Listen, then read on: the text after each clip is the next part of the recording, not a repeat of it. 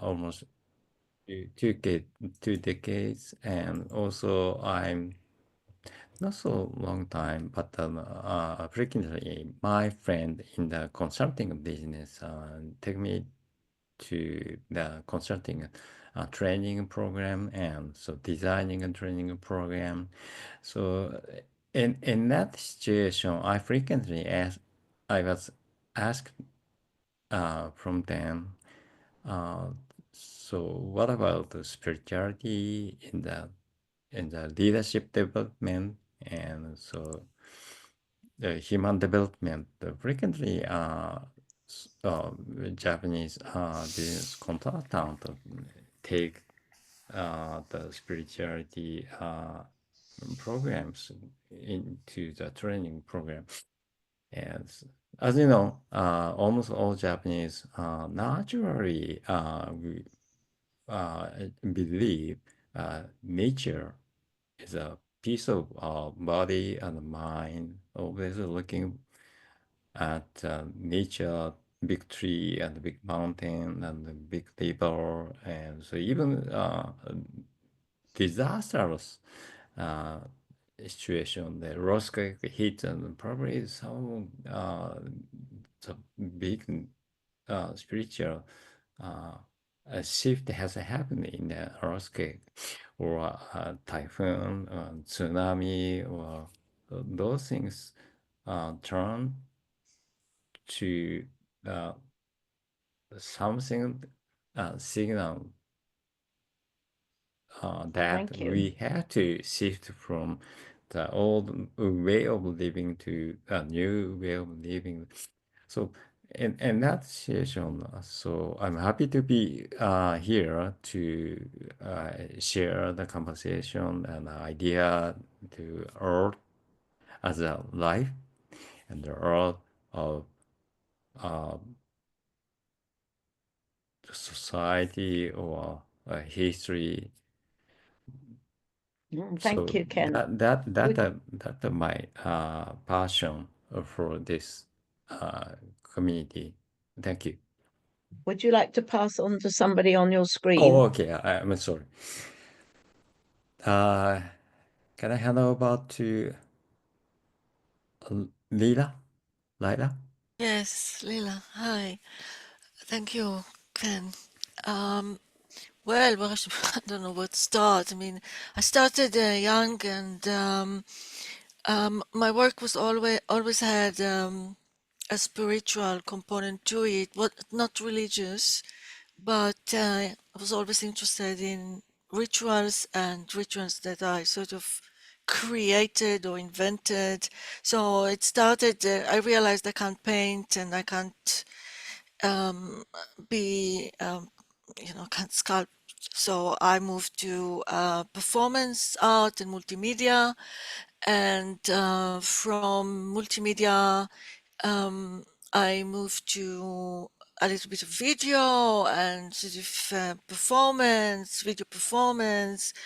And from then I moved to film and 16 millimeter film and an experimental film. And I think I really, I got my best, how can I say, I really found this relationship between the practice and research when I started to, and I started my MA at Central St. Martin's College of Art. I mean, this is where I really discovered um, how important it is to understand what you are creating really by sort of negotiating practice and theory. And I continue to do a PhD in choreography for the camera and the screen because I'm, like I said, I was always interested in movement, dance, performance, but I was interested in the transition from live to screen and what happens, um, and the relationship between the screen and the live performance. I'm still very, very interested in the relationship between the screen and live action. And then I became, after my PhD, I mean, I gave a presentation here on my PhD project, so you can see it because it's recorded. And then I became very sort of passionate about exploring the spiritual in art and the spiritual in film, which I started in my PhD, but it was not really a topic which was, well, very popular at the beginning in 2001 or 2004. It was just the very, very, very beginning of it. So well, I did actually manage to do some academic research of the spiritual in art and the spiritual in film, and then I was also teaching it, and I continued making kind of magical work, but then I also moved to technoethics, which is about the relationship of performance and basically the arts and consciousness and technology. And this is what I've been doing since, like seriously doing since 2010. So, and now I am doing a lot of work with artificial intelligence, but working with training models and creating work with it, and superimposing it with performance and ritual. And in my recent work, I presented in the summer at Electronic Visualization and the Arts Conference.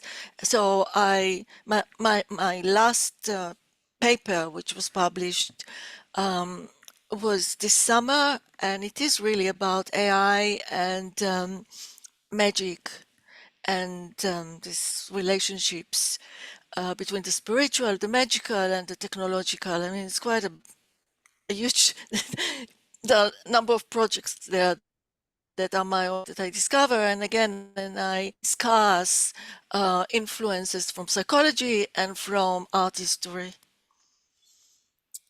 Can you pass over And to yes, someone and I else? sorry, and I teach. I just say that I forgot to say, because I was going to concentrating on my art, which is what I'm doing these days most of all. But I'm also a lecturer at the Aleph Trust. I teach on the spiritual psychology module and this and transpersonal psychology module. Hand over to someone. Oh, sorry, Alexandra. Oh, she's busy. She might be busy. So it's okay. Sorry. Sorry, I'm again just like kind of multitasking here, but okay.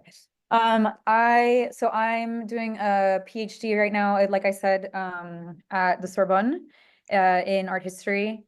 I did my master's at the Sorbonne as well the past 2 years. So it's my first year in this PhD program.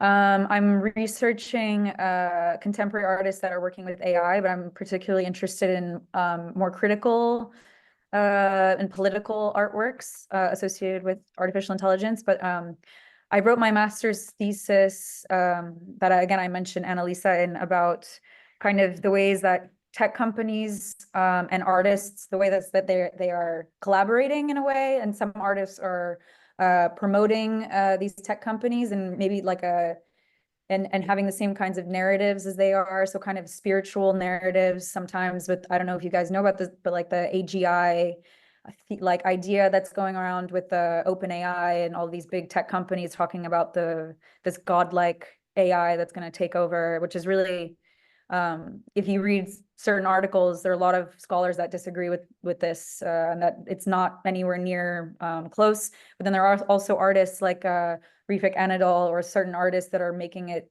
really anthropomorphizing the machine, and also kind of giving this spiritual element in their aesthetics. So that's something that, yeah, that's what I'm really interested in. How is the discussion around AI kind of being manipulated by tech companies, but also by artists? And yeah, and using this kind of spiritual aesthetic. So, but I'm also working on I'm head of research for an exhibition about AI that's coming up at the Jeu de Paume in Paris in April as well. So that's kind of my other activity right now. Thank you. And over to someone, Alexandra. Sure. How about Zoe? Hi. So it's my first time here, and it's very interesting already. I'm an artist, and my most recent project has been going on for quite a while. It's a really interesting one because I stopped painting for a while, quite a while, and I love walking in nature. So I basically got myself back into observing again and observing detail, you know, macro and micro, and walking at all times of day and seeing incredible things, including one of Elon Musk's rockets going up. Were incredible. I actually thought it was a UFO at first, so I was a little bit disappointed when I found out it was one of his rockets.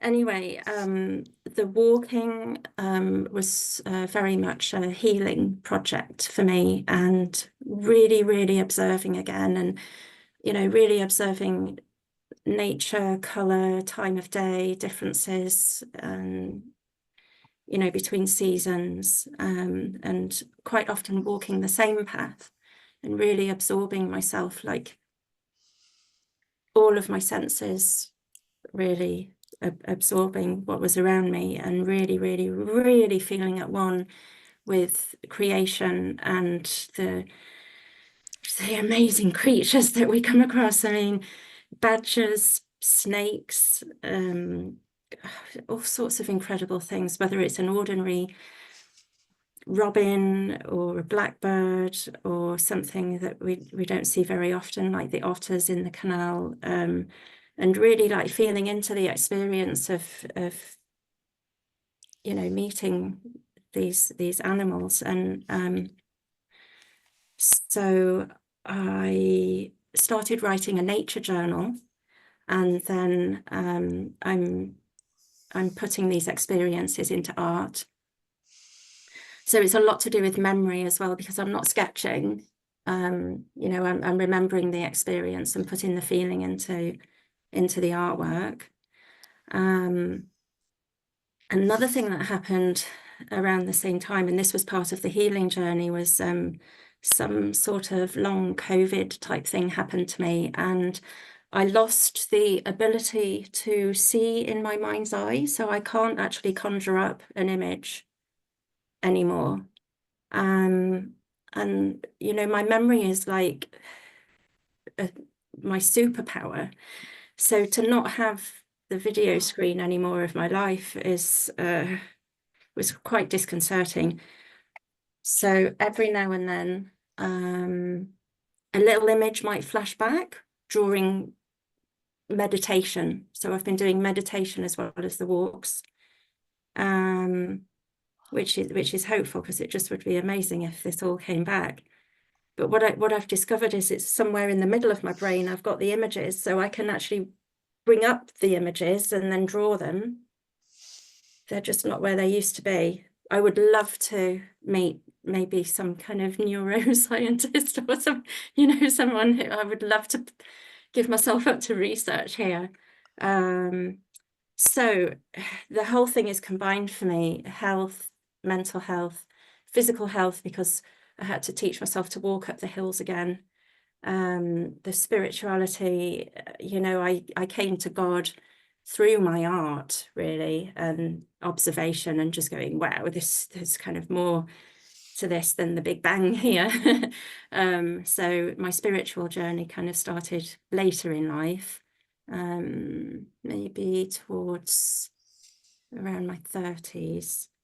Yeah, so it's kind of difficult to talk about now because the whole thing is so combined, kind of overwhelming in my head. One thing I realized at one stage, though, before I actually physically started doing the art again, was that walking had become my art. And thank you, Zoe. Would you like to pass I over could to go on some- about the healing side a lot and the spirituality side, but I guess I've kind of wrapped that up here. There'll be a chance to, when we start discussing, could you hand over to someone? I don't Yes. think we've had Lena or Owen or Renee or Judith. Hi, I'd like to hand over to Owen. Hello, that's me. Well, I too am the first-time participant at one of these events. In fact, I didn't know about the Spiritual Network until I met Joan Walton at the Paris Centre, where I was a guest speaker there, and she said I should find out about what was happening here. And I'm sort of thinking of submitting a paper or requesting a speaking opportunity at the June event that you mentioned at the start there. So my name's Owen Barfield, and there was another Owen Barfield who was an Inkling author and philosopher who influenced C.S. Lewis and Tolkien. And he was my grandfather, and I'm responsible for his literary estate, if you like. So for the last 10 or 15 years, I've been reviving his work, publishing his books, and promoting his oeuvre. But before that, I was always interested in visual arts. So I've always considered myself to be an artist. Also, I've not had any formal training, but I paint with oil paintings in sort of impasto style. I had a studio. I've been sort of otherwise engaged with grandfather's work, but I intend to go back to painting. And when I do go back, I'd like to incorporate some of his philosophy, which is very spiritually based. And so I think my painting work will take on a different nature, but that's what I intend to do moving forward. I should just mention that grandfather was a founding father of anthroposophy in this country and in the English-speaking world. So that's the work of Rudolf Steiner. And I'm a sort of active member in the Anthroposophic Society, and I'm a member of their visual arts section. And so that's a great interest of mine as well. So passing over to, well, I don't know about June. Me. I'm a musician, and my story is really that I'm probably the oldest here, and I completed my PhD in 1986. The bit about spirituality in 1986 was considered unsuitable for an academic thesis, and the 2 pages were deleted. And I spent the rest of my life researching the 2 pages that were deleted from my PhD thesis. I am editing the series for Peter Lang on music and spirituality, in which there are 16 books covering spirituality, both in the classical world with people like John Tavener and the other parts of the world like the djembe drum and spirituality there, and spirituality and psychotherapy using shamanic techniques. I am a composer and a conductor, and I've written a number of works that have been performed in Winchester Cathedral. And I do set up one-person performances on the women mystics in particular, which use song and dance and storytelling as part of them. I am an Anglican priest, and I do compose pieces for the liturgy and anthems, although I also compose pieces. My most recent one is for next Sunday, when I'm doing a sunrise liturgy for the Festival of the Dead on Tooting Bec Common, so which is a much more a New Age area. My initial work was in education. I've done a lot of work on spirituality in music education in particular, and also music therapy and spirituality that is present. And again, in mental health, where spirituality has been in many ways been pathologized, and looking at how that can be reinstated. I run an organization, apart from helping Annalisa and Leela here, called Music, Spirituality and Wellbeing International, which has people from It's got 600 subscribers from every continent. So that is my prime area. I'm a musician and work with sound. So I'm going to hand over to Renee. I hope I've pronounced it rightly. We can't hear you. You need to unmute, Renee. Unmute, Yeah, unmute. yes, it's better than the real thing. Renee sounds much better because Rini comes from Irene, but I love the name Renee, so I'll stick with that one. Thank you, June. I feel a bit of a fraud, actually, because I'm here mainly because of knowing Annalisa and knowing her very well. And we talked about public speaking together and really developed it that way. And I got interested in what you were all doing. The art gene completely bypassed me. Everybody in the family is artistic. My cousin is a professional artist. My other cousin's an artist. 2 of my uncles were graphic artists. My father-in-law was a graphic artist. Art everywhere, but I did music. I did a lot of classical music, and then I taught myself to play the guitar, and I spent 3 years earning a living as a singer-songwriter around not just Europe, but around the world, Africa and various places, at the same time as I was getting into the BBC. And my boss said to me, you've got to make a decision. Are you a journalist or are you a singer? And I thought, well, actually, I'm not going to spend my life earning a lot of money or finding it easy to sing, because I realized that if you go on tours, it is absolutely knackering. You really have to be on top form every single night and every single time. And although it was fun, I could see my life stretching that way. And I got a rude shock when I was the warm-up act for Graham Allwright, who's a very big singer in France. And I finished my bit, wanted to go on stage, wanted him to go on stage, couldn't find him, went down to the basement, and there he was injecting himself. And that gave me such a shock in my 20s. And I thought, gosh, if you have to do this to keep on singing, I think I'll go back to journalism. So anyway, to cut a long story short, I was a BBC radio and TV journalist, and then moved to ITV, where I did lots more presenting. And then I wanted to use my languages, so I went off to Euronews, which is a chain for the whole of Europe, so I could use my 6 languages.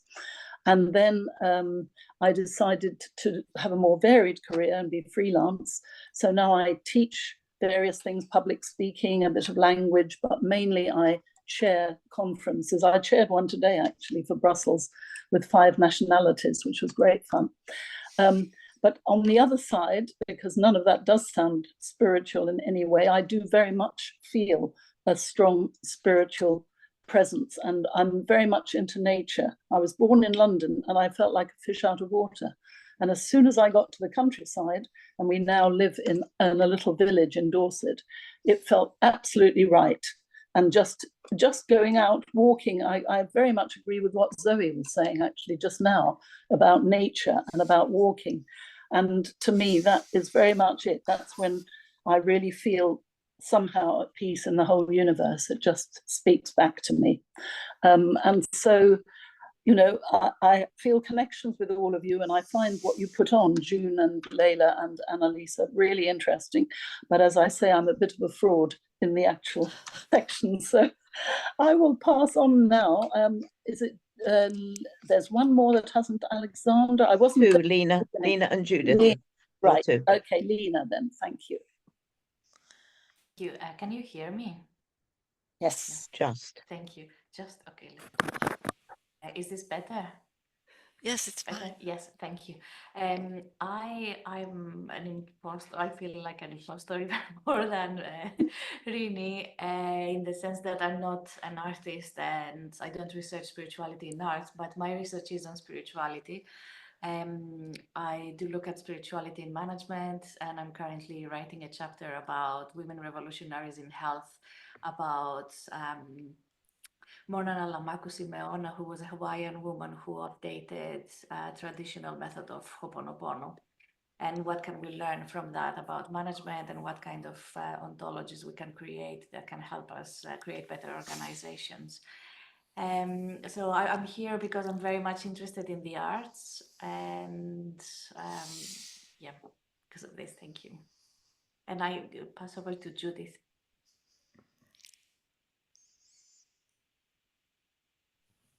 Hello, pleasure to be here. I've been here since the beginning and I always turn up and I'm always overwhelmed with the quality of the other participants and very much at the junior end, the amateur end. However, my amateur skills are to do with meditation primarily and not thinking about the art itself, but where it's coming from. So trying to investigate what the brain states might be, although I'm very weak on that, Zoe, so don't be coming to me for your neurophysiological problems. But going that way. So, as I say, I'm very happy to be here and love to be joining in whatever's going on. So thank you. So this is a time when we're having conversation. We've got some plans for next meetings where we will have presentations, one of which I think will be in the area broadly of music and healing and imaging to music.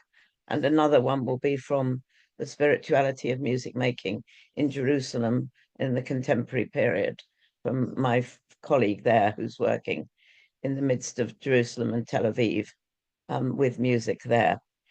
So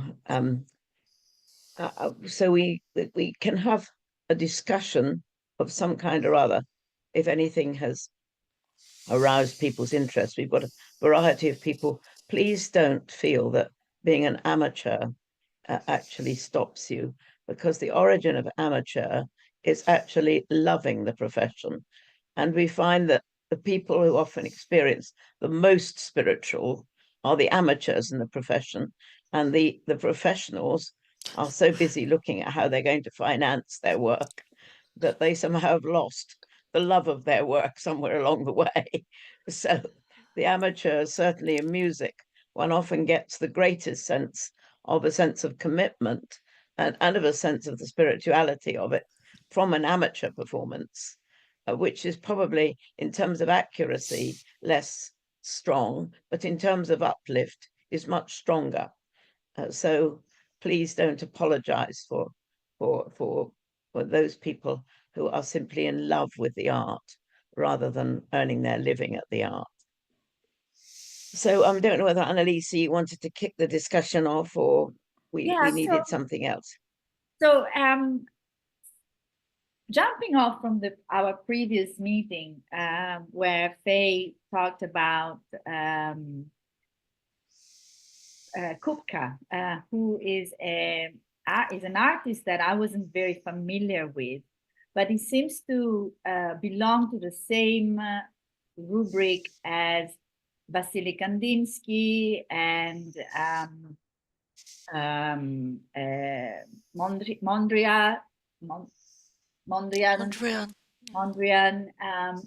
who have this theosophical not beginnings but influences in their art, who also influenced Hilma af Klint. I picked up on this sentence that she said about Kupka thinking that his role as an artist was to receive these astral messages from the beyond, whether it was the cosmos or some other invisible dimensions.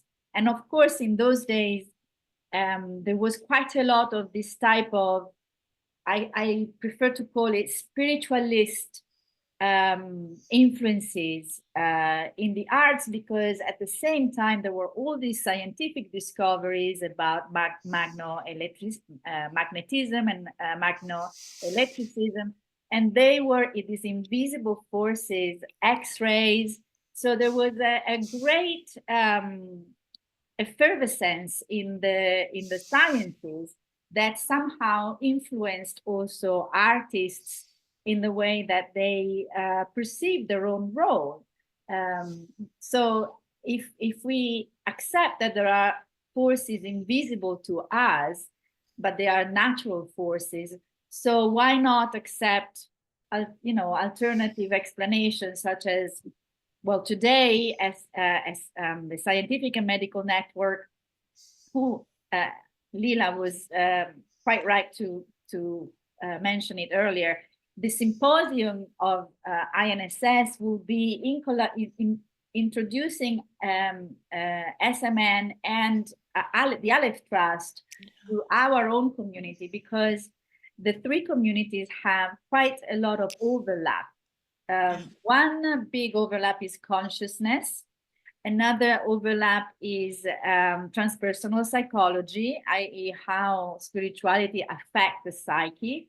And then we are like more pure in the sense that INSS is a network that studies spirituality in the purest sense. But of course, I think just listening to everybody, it's clear that there are the borders are blurred.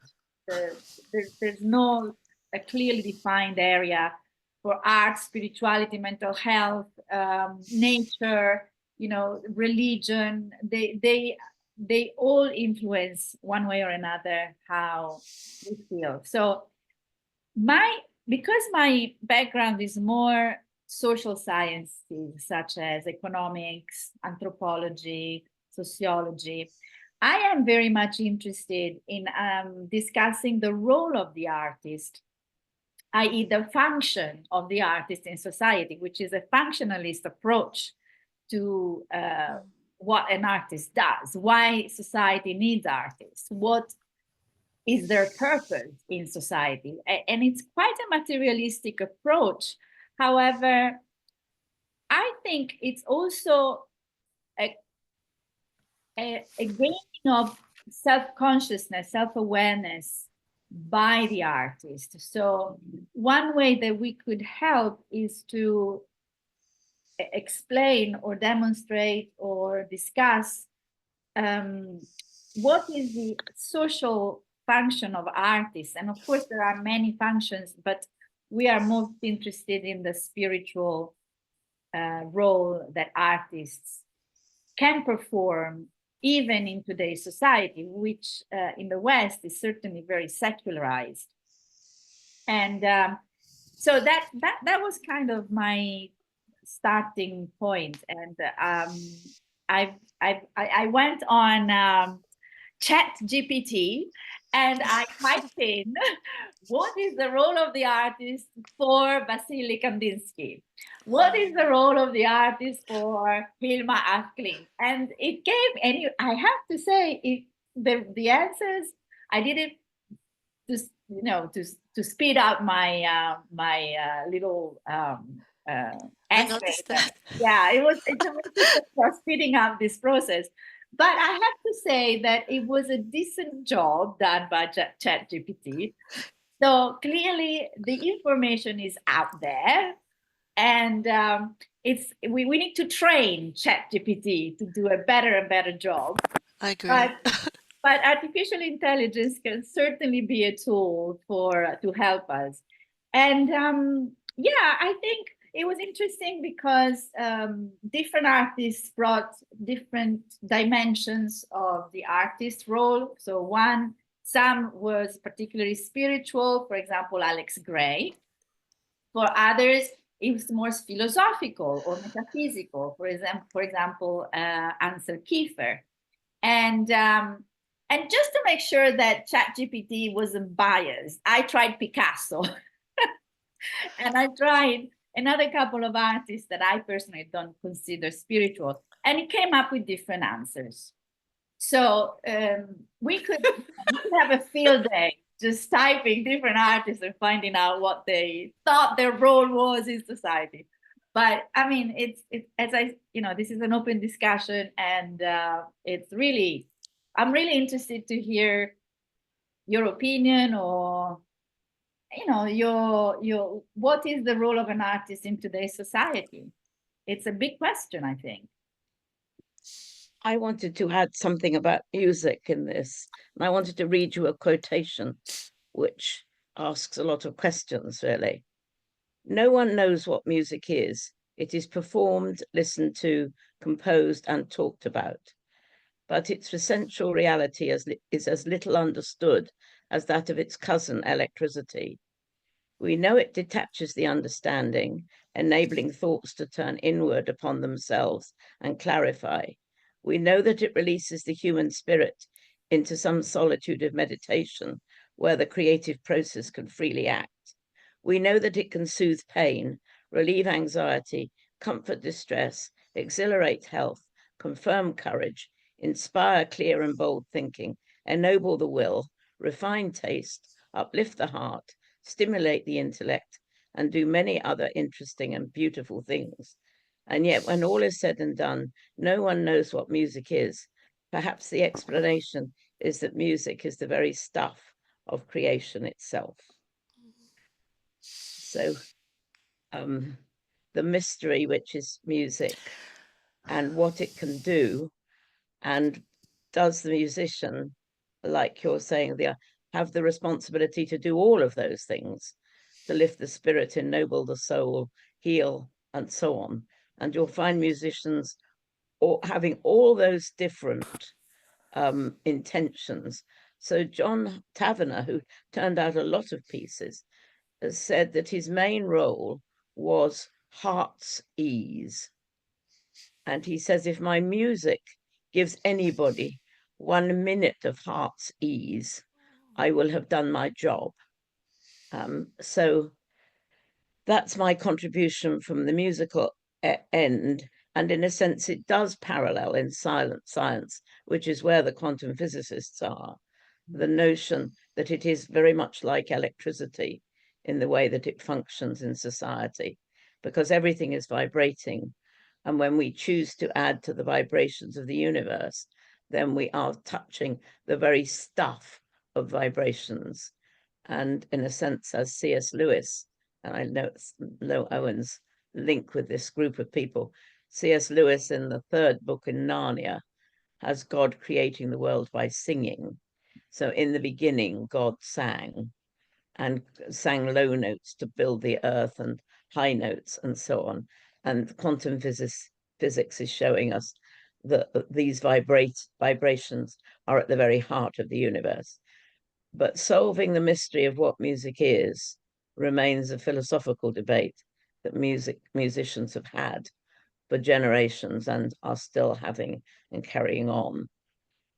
And some of you may have heard that there is now created a choir of a mixture of AI and human voices singing together.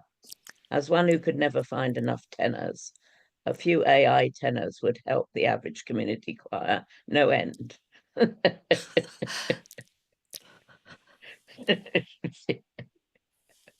So that's my contribution to the debate. But what you described, June, is if I think about musicians, it's really a process of exploring the mystery in whatever medium we work.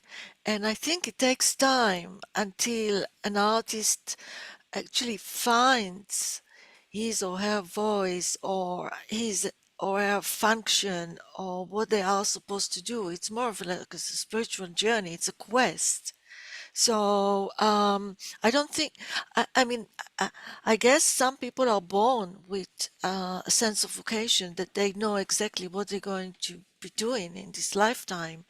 But I think for most people, it's a quest until they come to this realization of their role. Well, I'm really, what comes to mind, Leela, for me personally, was something I wrote in my sketchbook recently, actually. It's really interesting being here on this Zoom chat.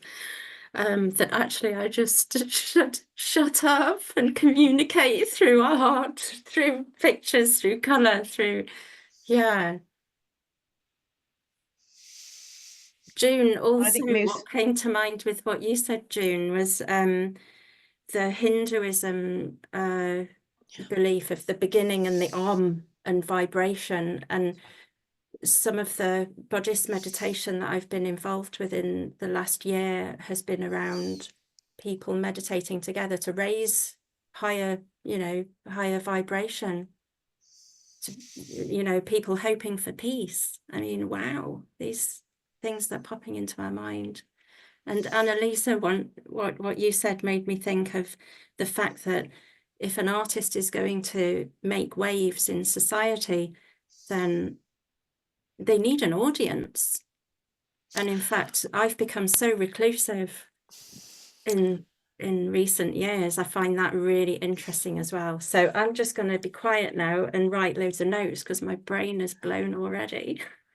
But Zoe, it's just so interesting what you say about being reclusive, because so many artists do need this isolation, this kind of detachment from the rest of the world.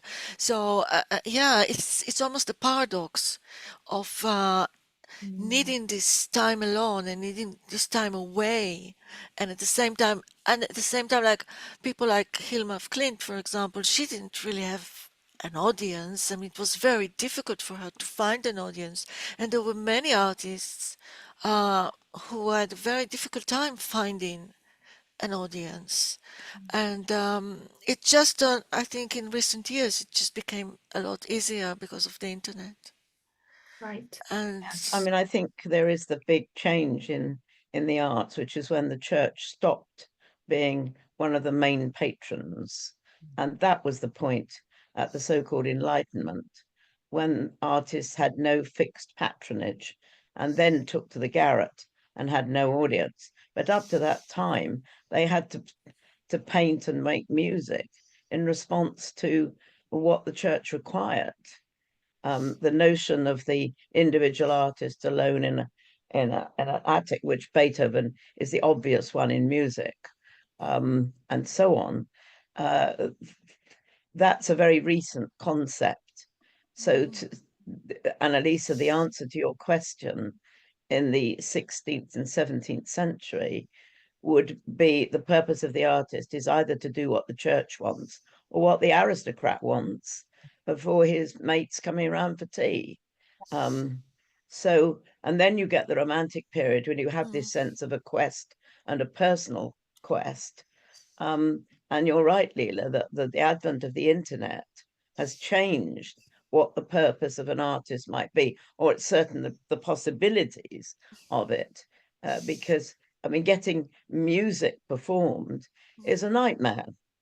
And in fact, most women have composed as singer-songwriters, as you well know, Rini, or they've done piano pieces simply because they would never get access to the big symphony orchestras or to the amount of resources that was required for an opera. So you have a real lack of women in any of the big forms. And during that Romantic period, the orchestra got huge. It got, to 50 and 60 people. And that costs something like £50,000 to get them sitting down to do a rehearsal. So the notion of money and how that played out in whether you would be heard or not is quite considerable. So the poor artists, and I mean poor in the sense of money, had a very limited, but rich people. I mean, if we take Fanny Mendelssohn, for example, when women couldn't leave the home, she was rather fortunate in that they had a concert hall in their garden.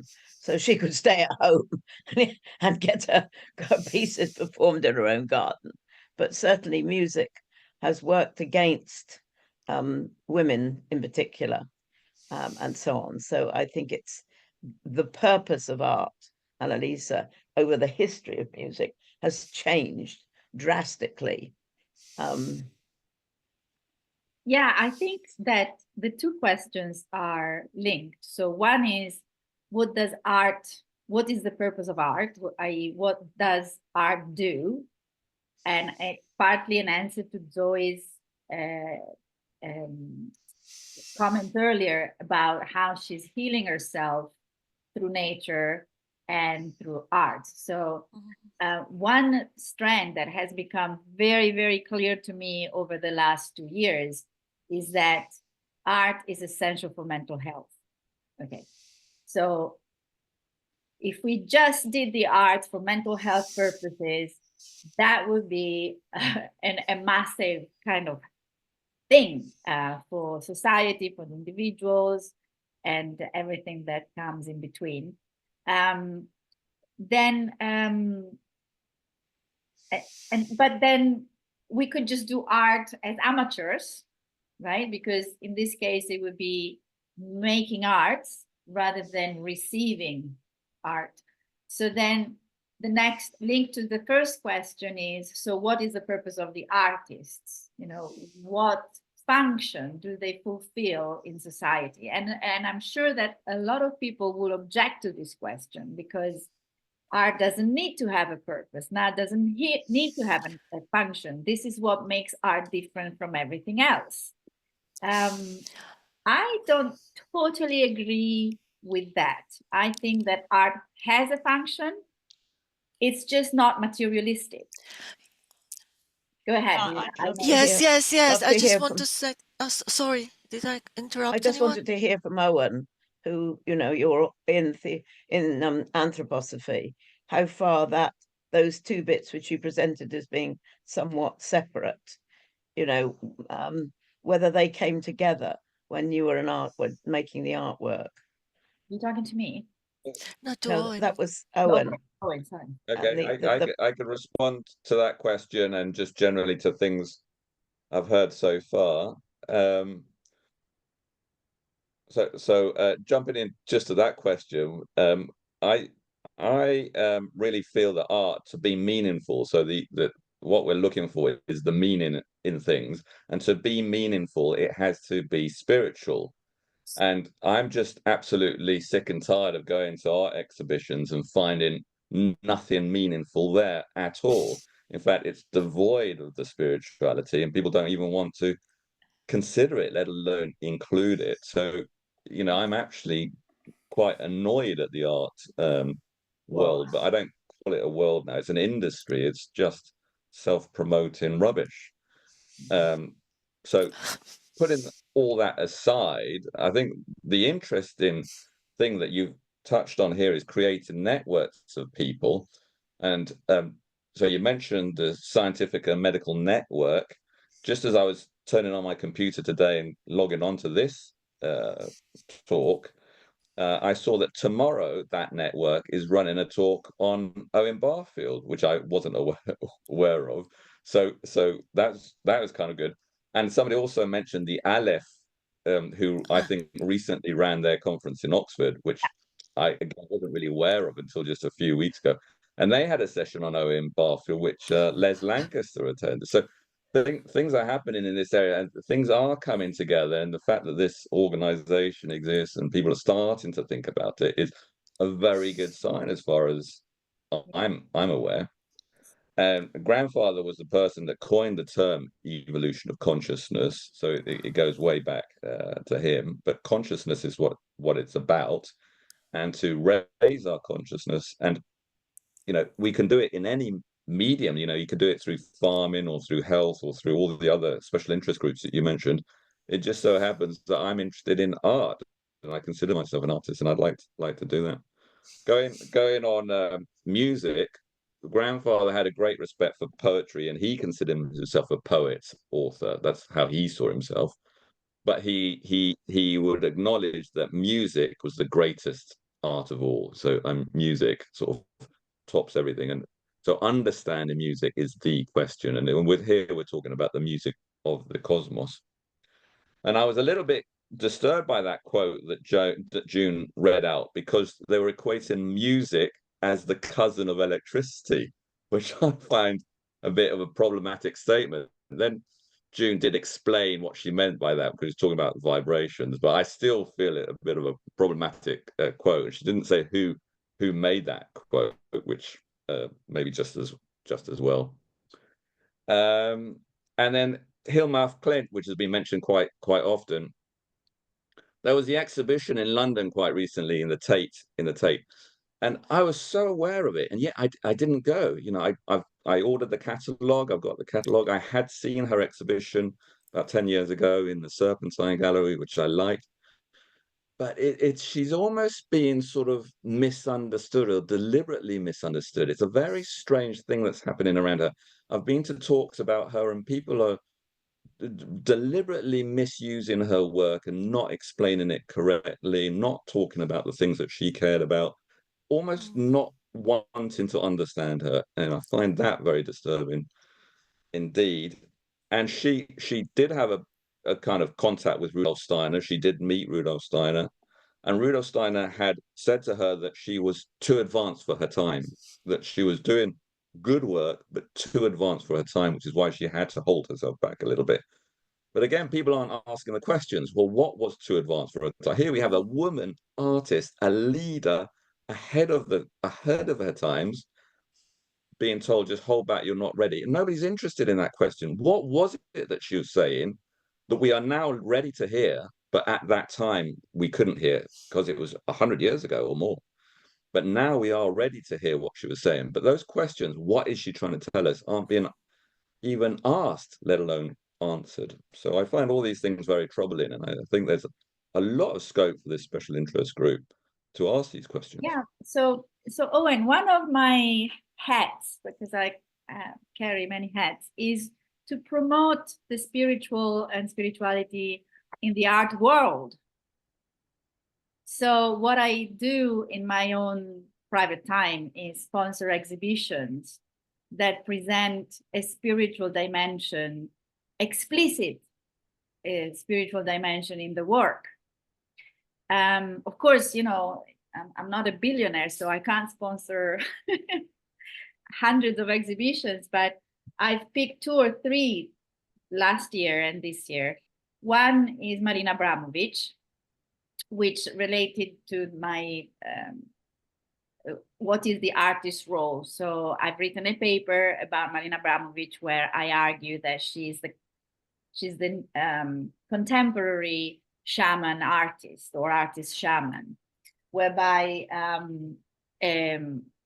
artists, quite a few performance artists, including Yoko Ono, who ChatGPT listed as an artist shaman, perform this role for society. Of course, there are many arts, therefore many, you know, a visual artist is less likely to be able to perform a ritual, right? Because they're visual artists. But already Alex Gray is using not artificial intelligence, is using digital art to bring his visions that are static. You know, they were paintings, right? So his images used to be static, but now he's using digital art to bring them to life. And through projections and through screens and through mirrors, he's creating these immersive experiences that are still running in London. If you're interested, I don't know where you live, but they extended his exhibition in London by another 3 months. And they are these full immersive experiences. And I think this is where the role of technology can really change even the role of the visual artist, because we mentioned Alexandra mentioned Rafik Anadol. The reason I'm interested in Rafik Anadol's work is because I am interested in what digital art and artificial intelligence can do to bring alive what used to be static images or static visions. In the case of Alex Gray, those were visions that he brought to life but so I think the role of the visual artist may change going forward, because more and more artists are going into digital art and artificial intelligence. So what I'm interested, I agree with Alexandra because I read a little bit of her research paper, and Alexandra, you were quite critical of Anadol and his relationship with Microsoft or whoever the technological company was supporting his work.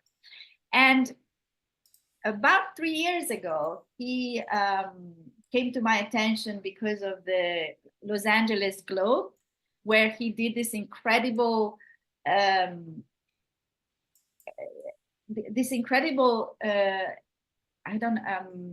display of it looked like this globe was alive, right? It's a globe where he projected on this globe where they have concerts inside his digital art, and I think they were called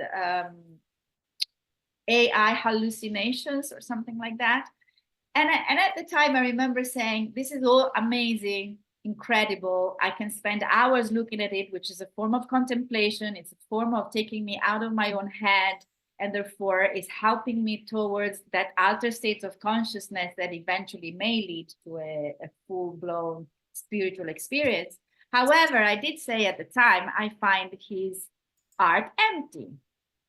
You know, why is that meaningful? It's just, if it's digital hallucinations, what's, you know, meaningful for a human being to that work?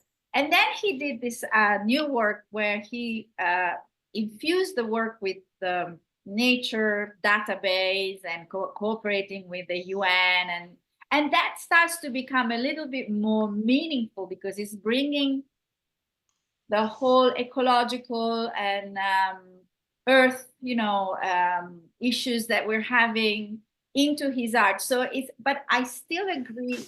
I don't know if Alexandra, it's not Alexandra's points, but I still think that Anadol hasn't quite made his work fully meaningful.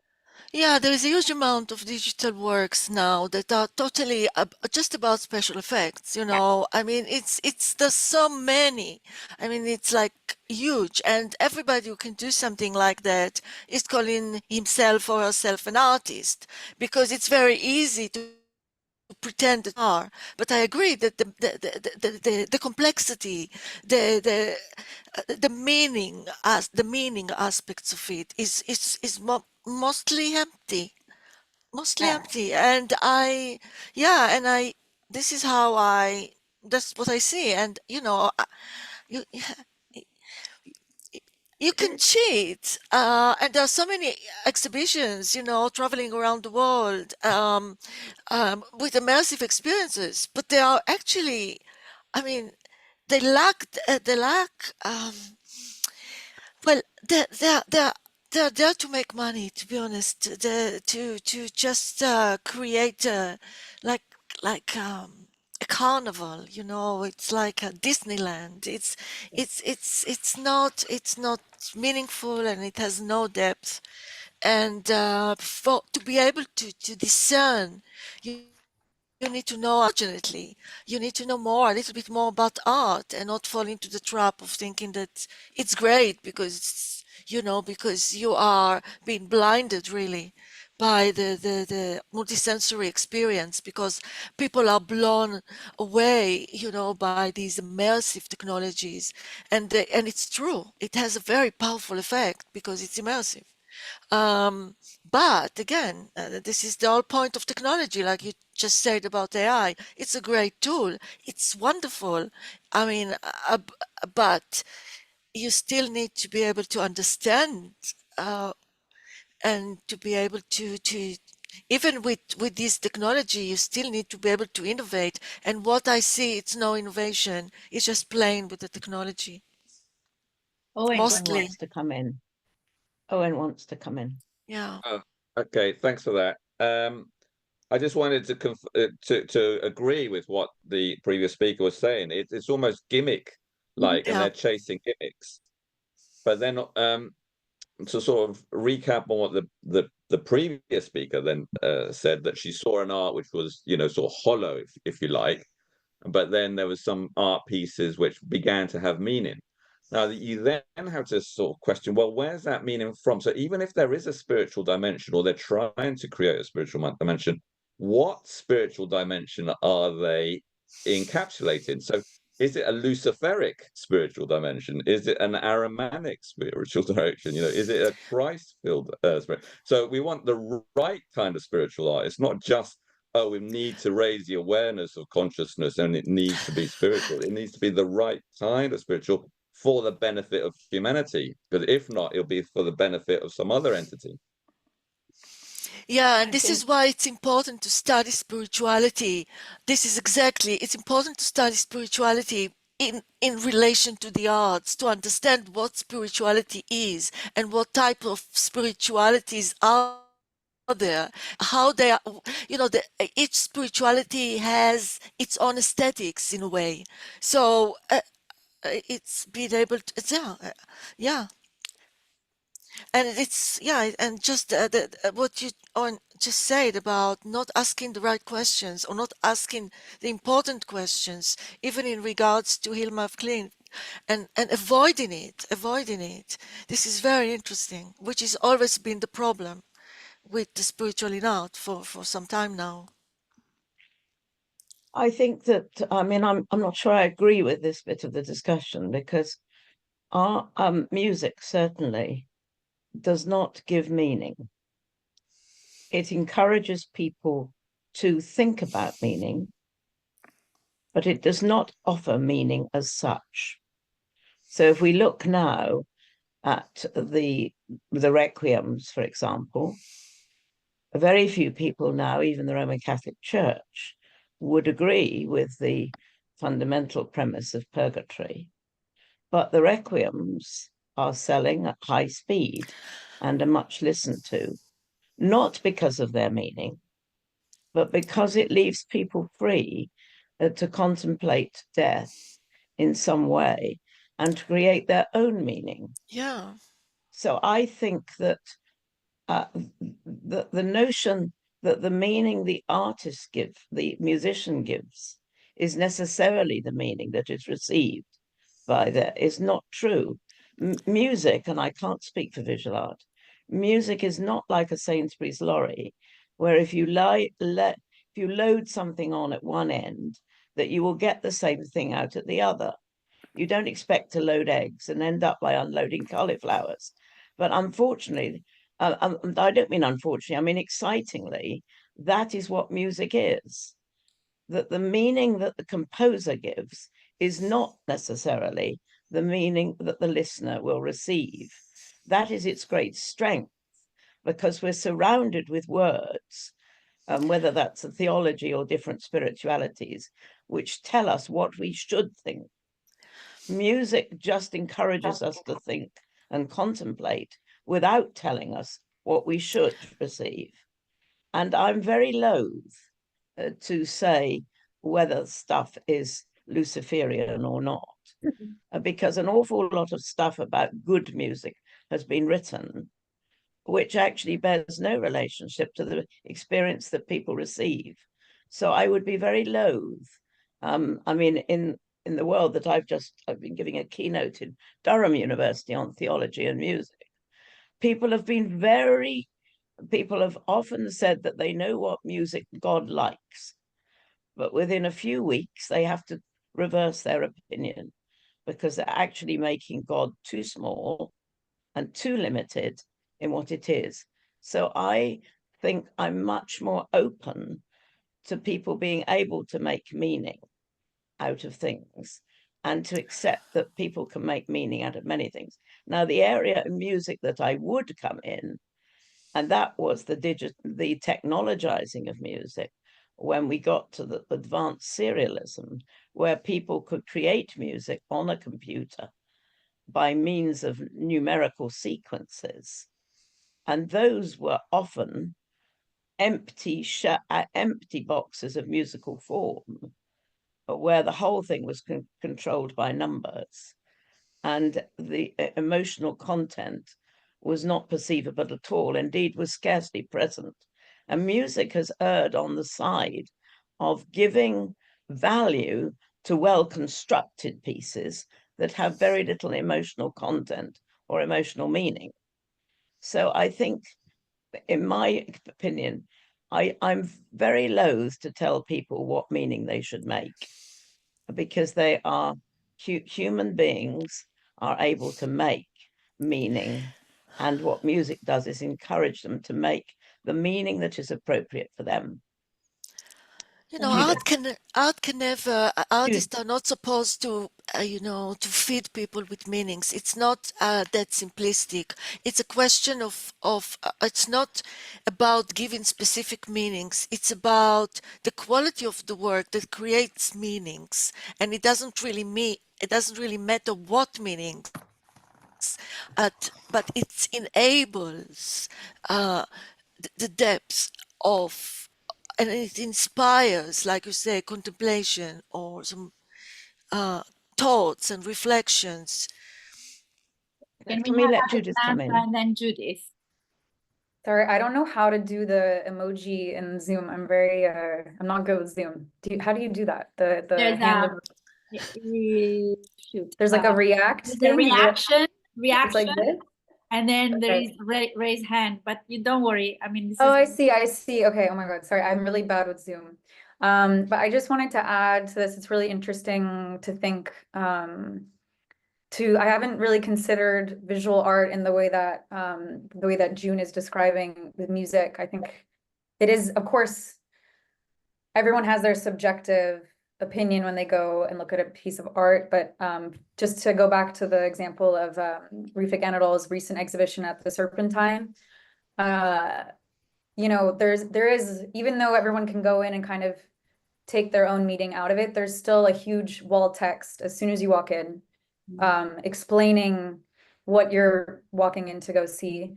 And a lot of the problems that I have with these texts is a lot of them, first of all, he's worked with Google, he's sponsored by NVIDIA, which is like this big hardware, like they provide all of the chips for the AI tech companies.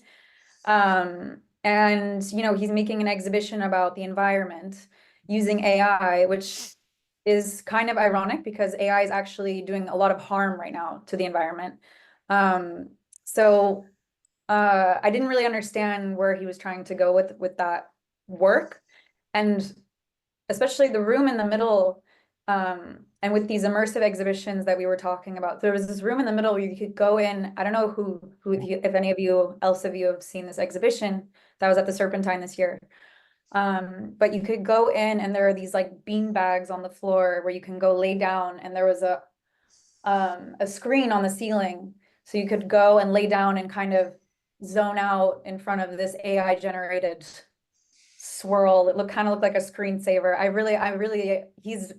I'm not a big fan of his work. So it's, for me, not to bring up this Luciferic dimension, but it is kind of like for me, I'm really interested in this phantasmagoria, relating it to this idea of the phantasmagoria from like the 19th century and the 17th century, or the 18th century, sorry, where, you know, people use technology to kind of summon these creatures or demons or spirits from the dead using a lantern and this kind of like projection, and kind of fooling everybody into thinking that they could raise spirits from the dead. And it reminds me a lot of like Refik Anadol's work. And again, these like immersive experiences that we're seeing that are really like, it's the way that they're presented, where the text accompanying these exhibitions are saying things like, it's the AI that's dreaming and hallucinating, and like it's magical, and maybe it is spiritual, but it is very like, that's very misleading, because it's just a computer program that's kind of generating graphics, you know, it's not that interesting, you know what I mean? And these kinds of narratives only benefit those tech companies that are sponsoring these exhibitions. And so I have a real problem with these exhibitions. And of course, again, everyone has their own opinion and are able to take their own subjective experiences away from these exhibitions. But for me, you kind of need to understand that there are these kinds of exhibitions that are directly benefiting these tech companies in like a very substantial way, because you walk away from the exhibition, you think this is what AI is. Like AI is spiritual, it's magical, it thinks for itself, it's just not true, and it's only benefiting their narratives. So that's where I really have an issue with these kinds of, like, with this kind of feedback. I'm finding it really interesting hearing about technology and AI. Judith was going to come in. Incredible, because I'm so not into it. So do you mind if we let Judith talk? She had her hand up, now she took it down, but Oh, I'm so sorry, I didn't see. There's something. No, it was up and down because okay, anyway, yeah, go for it. I'm back scrolling quite a long way. When I got the invitation to come here and I was looking at all the artists, I wrote my own list of artists. And my own list of artists, I'd like to just talk about James Turrell. Anybody else know? Yeah. Yes. And it's, for me, it's about participatory art. Mhm. So it maybe goes on the two sides of it. It's not what is the purpose of art, but also what's the purpose of the artist. So to kind of investigate what creativity is. Yeah. And where the magic's coming from. Yeah. And also like perception too. It's really all his work is so much about how we're perceiving the space, how the colors affect our vision. Yeah, I wrote down Carsten Holler as well. It's interesting. And to a certain extent, I'd say Abramović, where she's actually involving people. And they're leading them towards their own experience, so rather than doing it in a performative kind of way. Yeah.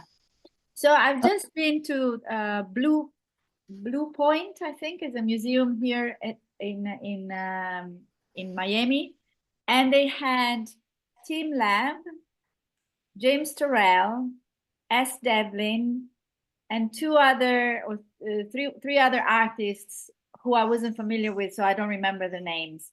But the point of this multi experience museum is they're all related to light and sound. They're all immersive.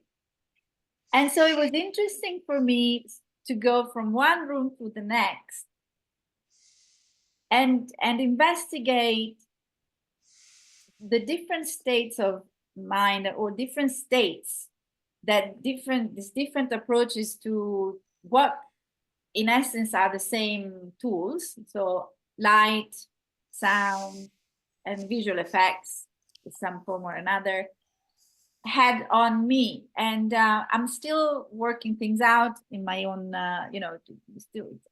I'm still trying to conceptualize things, but they certainly do one thing: they suspend your judgment, they suspend your cognitive activity in the brain. So for a few minutes or 15 minutes, half an hour, you just immerse yourself in a fantastical world that they create, and your your rational verbal mind for a little while stops ruminating, and that is certainly one of the powers of art, which is stopping the rumination and taking ourselves out of ourselves.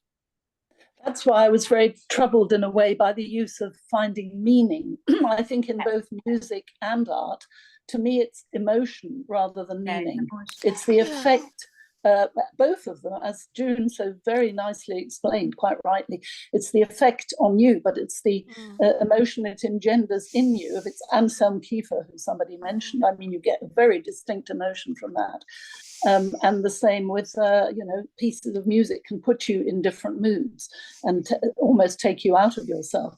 Yeah. And the other thing it made me think of when I listened to Zoe again, obviously in the similar thinking, is that the solitariness, if an artist is solitary, or indeed if you're alone just looking at art, not being influenced by being with a friend or being with anybody, we are so bombarded every day with so much information, whether it's media, whether it's reading, we're bombarded hour by hour of our lives. But the one wonderful thing about art is that you can blow away all that input and immerse yourself in just one thing, because people's attention spans have been shattered. They're 6 seconds and they're off. But in art, it's the opposite. Your attention span is expanded and it goes right into you, and something happens. And if you've ever, as I have, and I'm sure some of you have, if you've ever done the experiment of trying to spend a day, 2 days even, doing absolutely nothing, it is not easy, because we are a very doing society. We are not very good at being. But by doing that, the right brain and your whole artistic, creative thing starts to work overtime. It just springs into life, and ideas start coming at you. You don't even know where they're coming from. And the reason is that you've silenced all this very noisy exterior world that goes on around you.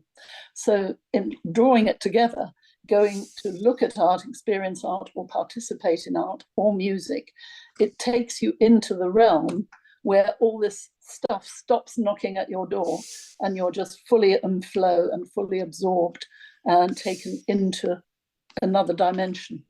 So just to speaking to Alexandra, that is the experience I was referring to in my LinkedIn comment.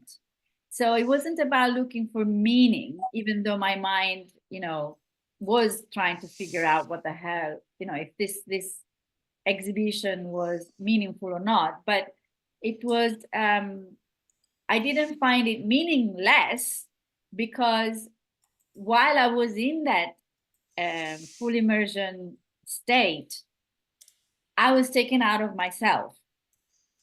And this is the beginning of a spiritual experience. This is how spiritual experiences start, and you have different intensities, and you have a spectrum of different, and it would fall under awe and ecstatic in terms of categories, if we want to categorize them. But and it's probably one of the least intense spiritual experiences. So it's not really a mystical experience or a numinous experience, but it's still something that for a while, and it could be a minute or it could be half an hour, it just takes you out of yourself, and that is a good thing for the reasons, how Renee explained it really well, actually. But that's what, in a way, art does. All art should do, hopefully. And if it doesn't, it kind of probably failed. Well, I think I don't know, my sense of meaning is like filling the void sometimes, or filling the emptiness with meaning, like the quest, Viktor Frankl, Man in Quest of Meaning, is not about blah, blah, blah. It's about something deeper. So it's not like planting ideas into people's head. It's about a quest for me. It's an exploration, a journey. I think Ken wrote something really interesting here.